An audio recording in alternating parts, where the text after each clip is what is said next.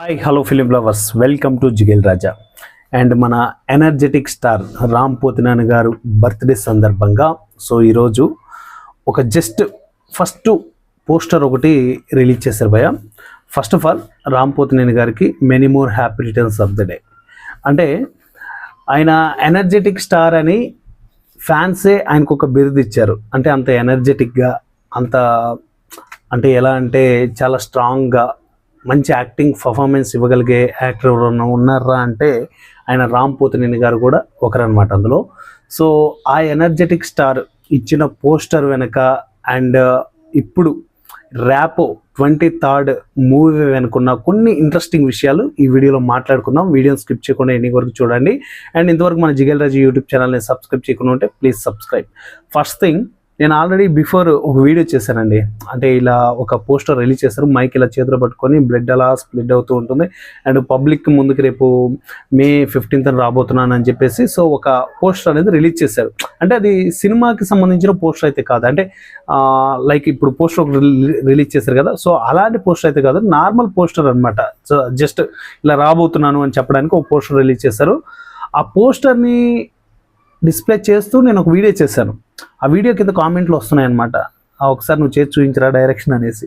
నేను అందులో మాట్లాడింది ఏంటంటే చాలామంది దాన్ని నెగిటివ్గా తీసుకుంటున్నారు. నేను మాట్లాడింది అందులో చాలా పాజిటివ్ మాట్లాడాను. అంటే ఒక హీరో డైరెక్ట్ చేయడం అనేది నాట్ ఏ జోక్ అనేసి. మీరు ఫుల్ లెంత్ వీడియో చూడకుండా అండ్ జస్ట్ ఒక షార్ట్ వీడియో, నేను కూడా షార్ట్ వీడియోనే చేశానండి, ఫుల్ లెంత్ వీడియో చేయలేదు. మీరు బ్యాడ్ కామెంట్ పెట్టడం అనేది ఓకే, మీరు అండర్స్టాండింగ్ అలా చేసుకున్నారు కాబట్టి నో ప్రాబ్లం.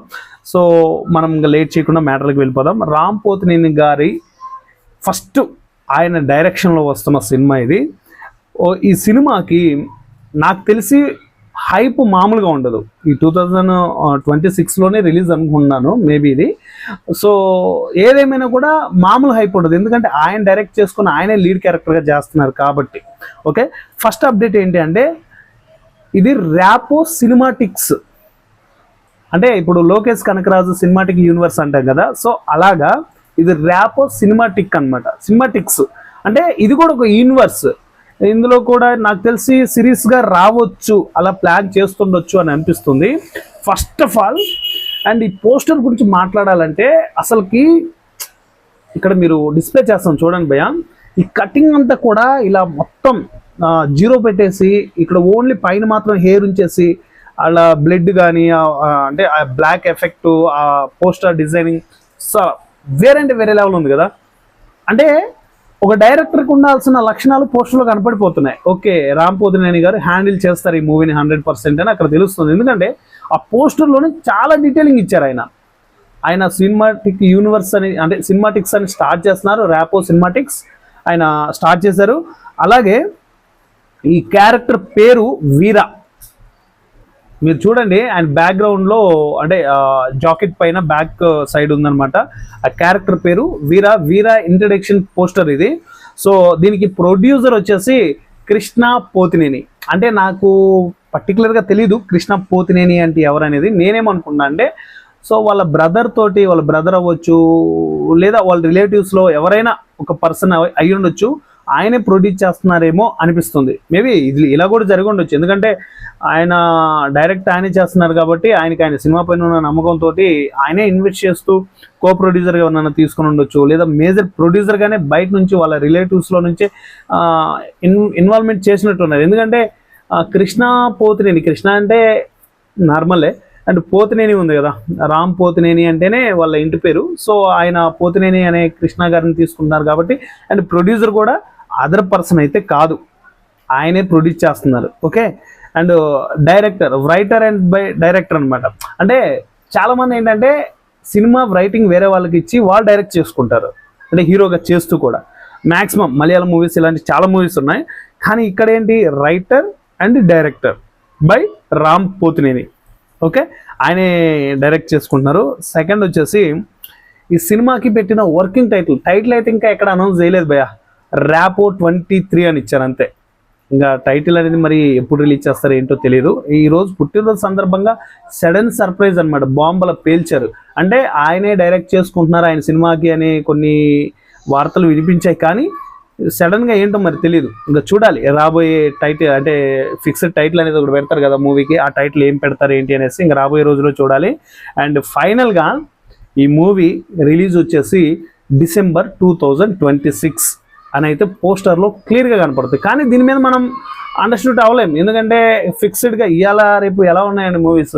పెద్ద మూవీ ఎప్పుడో జనవరి ఫిబ్రవరిలో అయిపోవాల్సిన మూవీ రిలీజ్ అది, అండ్ జూన్ వరకు, మేలో అన్నారు, మళ్ళీ ఇప్పుడు జూన్కి. సో ఇలాగా డేట్లు అనేవి మారుతూ ఉన్నాయి, అంటే రకరకాల రీజన్స్ అండి.